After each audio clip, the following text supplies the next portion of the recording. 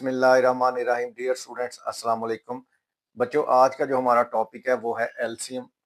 LCM को start करने से पहले मैं आपको उसी तरह कहूंगा कि आप 8, 9, 10th के बच्चों के साथ चैनल को शेयर करें।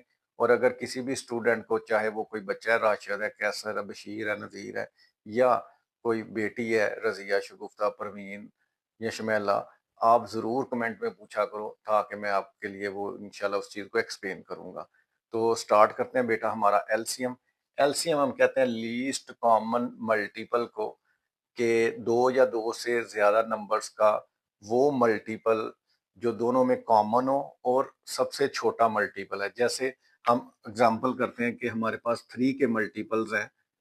3 है, 6, 9, 12, 15, 18, 21, 24 एंड सो ऑन। 4 के हमारे पास मल्टीपल्स आ जाते हैं। 4 है, 4 2 आर 8, 12 है, फिर 16 आ जाएगा, 20 आ जाएगा, 24 आ जाएगा, 28 आ जाएगा। तो ये 3 और 4 के सारे मल्टीपल्स है। अब इनमें हम देखते हैं कि जो 12 है ये दोनों में मौजूद है, तो दोनों का कॉमन मल्टीपल है। इसी तरह अगर हम देखते हैं 24 भी दोनों का कॉमन मल्टीपल है। तो हम इनके जब कॉमन मल्टीपल लिखते हैं तो उसमें 12 है, 24 है, इसी तरह अगर आगे जाएंगे 36 आ जाएगा, इसी तरह आगे जाएंगे तो 48 आ जाएगा। तो ये सारे कॉमन मल्टीपल्स हैं किसके, 3 और 4 के। लेकिन हमारा जो कॉमन मल्टीपल है हमें वो चाहिए वो least common.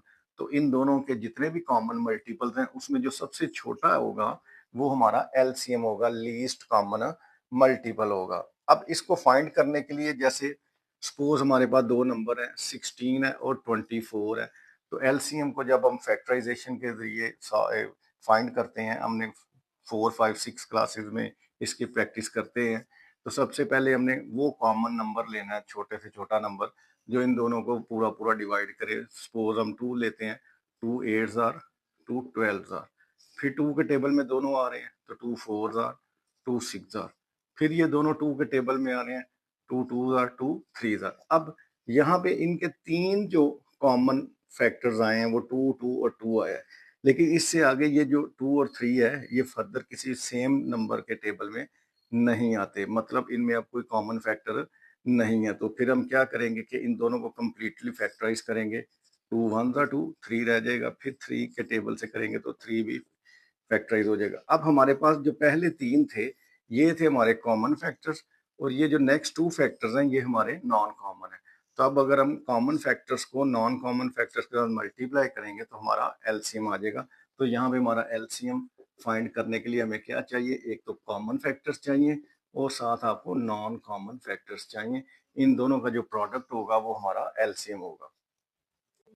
Question number 3. Find LCM of the following expressions by using prime factorization method. तो प्राइम फैक्टराइजेशन मेथड से हमने एलसीएम फाइंड करना है। फर्स्ट पार्ट हमारे पास है 2a² b, 4ab² और 6ab। इन तीनों का हमने एलसीएम फाइंड करना है बाय प्राइम फैक्टराइजेशन मेथड। तो हम इन तीनों को पहले प्राइम फैक्टराइज करते हैं। 2a² b है, 2 क्योंकि खुद एक प्राइम नंबर है तो 2 ऐसे ही आ जाएगा। a² का मतलब है a की पावर 2 है तो a को 2 टाइम्स लिखेंगे, और साथ b है तो ये हमने फैक्टराइज कर लिया फर्स्ट एक्सप्रेशन को। सेकंड जो है 4ab², तो जो 4 है इसको लिखेंगे 2 मल्टीप्लाई बाय 2, ये डॉट लगा ले, क्रॉस लगा ले, दोनों का मतलब मल्टीप्लाई होगा। तो 2 2 आर 4 हो गया, साथ a है, साथ b² का मतलब है b 2 टाइम्स है। उसके बाद थर्ड एक्सप्रेशन है 6ab। जब हम 6 को फैक्टराइज करेंगे तो 2 मल्टीप्लाई बाय 3 आएगा, साथ a है और साथ b है। एलसीएम में हमें सबसे पहले कॉमन फैक्टर्स चाहिए, तो कॉमन फैक्टर्स लिखते हैं। कॉमन फैक्टर्स, अब देखें 2 तीनों में कॉमन है तो सबसे पहले 2 आ जाएगा, फिर a भी तीनों में मौजूद है, a आ जाएगा, और उसके बाद b जो है ये भी तीनों में मौजूद है तो b आ जाएगा। तो कॉमन फैक्टर में 2ab आ जाएगा। दूसरा में चाहिए non common factors.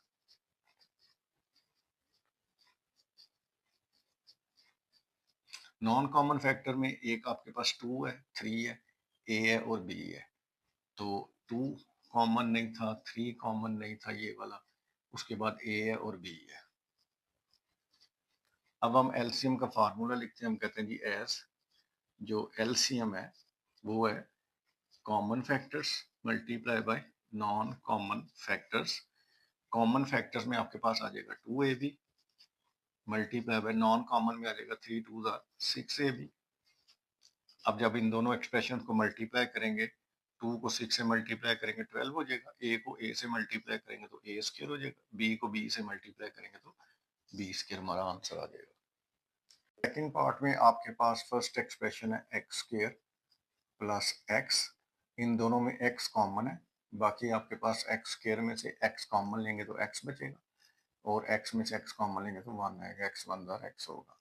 Second expression है x cube plus x square है, तो इन दोनों में एक्स स्क्वायर कॉमन है, बाकी आपके पास बचेगा x प्लस 1। इस चीज को हम इस तरह भी लिख सकते हैं, एक्स स्क्वायर को x इंटू एक्स भी लिख सकते हैं और साथ आ जाएगा x प्लस 1। अब आपको इन दोनों का जो कॉमन फैक्टर है वो चाहिए। एक तो देखें यहाँ पे भी x है और यहाँ पे भी x है, तो कॉमन फैक्टर में x आ जाएगा, साथ x प्लस 1 यहाँ पे भी है यहाँ पे भी है, तो x प्लस 1 ये दोनों आ जाएंगे हमारे पास कॉमन फैक्टर्स में। अब जो नॉन कॉमन फैक्टर है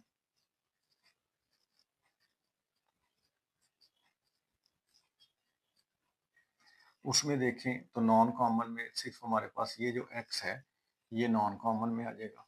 अब हम लिखते हैं कि एस जो एलसीएम है वो होगा common factors multiply by non common factors. Common factors में आपके पास x इंटू एक्स प्लस 1 है और नॉन कॉमन में x है। अब x को x से मल्टीप्लाई करेंगे तो x स्क्वायर हो जाएगा, साथ x प्लस 1 हमारा आंसर आ जाएगा। थर्ड पार्ट में आप जो फर्स्ट एक्सप्रेशन है इसको जब फैक्टराइज करते हैं तो a square minus 2 ab plus b square, तो इसको हम लिखेंगे a square plus b square, minus 2ab को लिखेंगे a माइनस बी का होल स्क्वायर, या इसी चीज को लिख सकते हैं a minus 2 into a minus 2। अब जो सेकेंड एक्सप्रेशन है ए स्क्वायर माइनस 2a, इसको जब फैक्टराइज करेंगे तो दोनों में से a कॉमन है, बाकी एक पे a माइनस 2 आपके पास आएगा। अब हम लिखते हैं जी एज, पहले आप कॉमन फैक्टर्स लिख लें, कॉमन फैक्टर्स। अब देखिए जो कॉमन फैक्टर है दोनों में a माइनस 2 दोनों का कॉमन फैक्टर है, तो a माइनस 2 आ जाएगा आपका कॉमन फैक्टर में। जो नॉन कॉमन फैक्टर है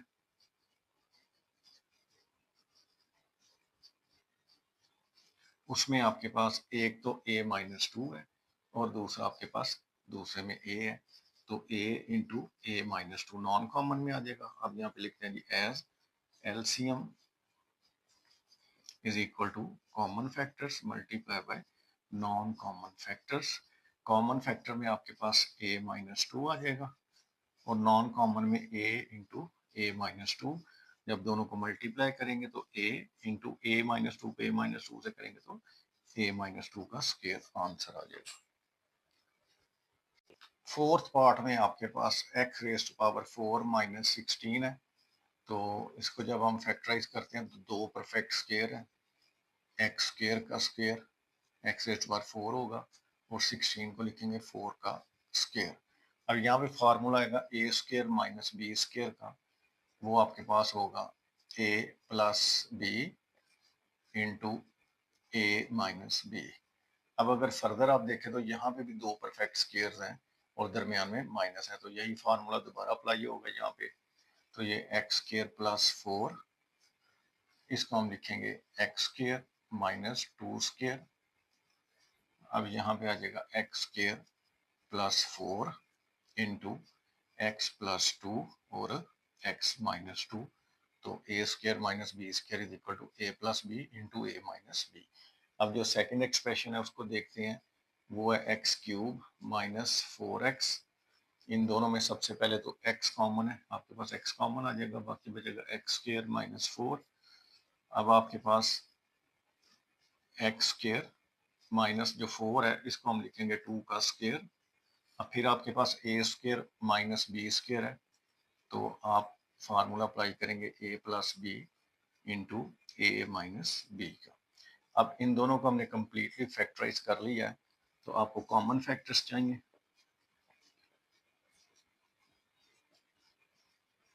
तो कॉमन फैक्टर में देखें तो आपके पास x प्लस टू और x माइनस टू दोनों में है, तो x plus two into x minus to आपका कॉमन फैक्टर्स में आ जाएगा। उसके बाद नॉन कॉमन फैक्टर्स,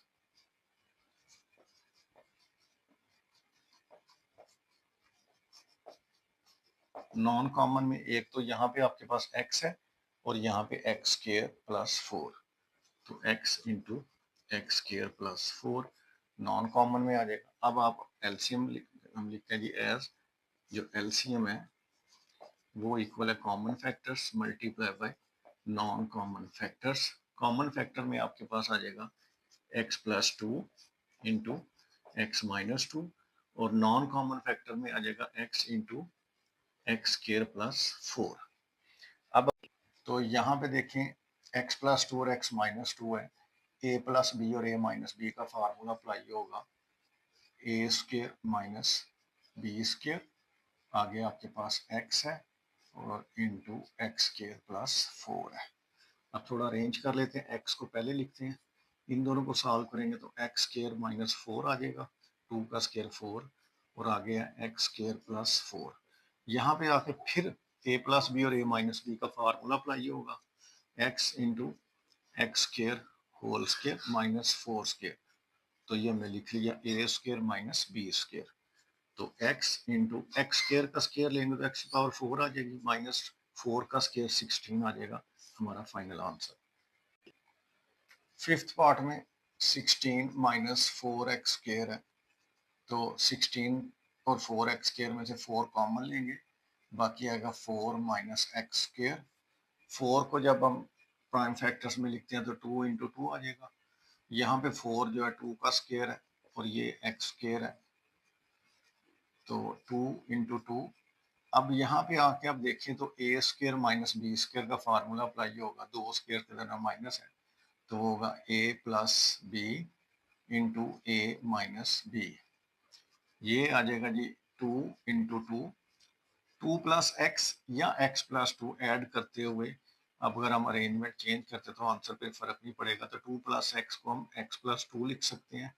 यहाँ पे हम ऐसे करते हैं कि इस एक्सप्रेशन से अगर हम माइनस वन कॉमन लेते हैं, तो जब माइनस कॉमन लेंगे तो जो x नेगेटिव है वो पॉजिटिव हो जाएगा और जो प्लस टू है वो हो जाएगा माइनस टू, तो ये माइनस शुरू पे आ जाएगा minus one, two into x plus two into x minus to आपके पास आ जाएगा, कंप्लीटली फैक्टराइज हो गई। अब आपके पास सेकेंड जो एक्सप्रेशन है x square plus x minus six, mid term break करेंगे, x square plus three x minus two x minus six, इन दोनों में से x कॉमन लेंगे, बाकी आ जाएगा x plus three, minus two common आएगा x प्लस थ्री। अब x प्लस थ्री दोनों में कॉमन है, बाकी आपके पास आएगा x माइनस टू। उसके बाद हम थर्ड एक्सप्रेशन पे जाते हैं, तो फोर माइनस एक्स स्क्र है, फोर को हम लिखेंगे टू का स्क्र माइनस एक्स स्क्र, तो ए स्क्र माइनस बी स्क्र का फार्मूला अप्लाई होगा ए plus b into a minus B.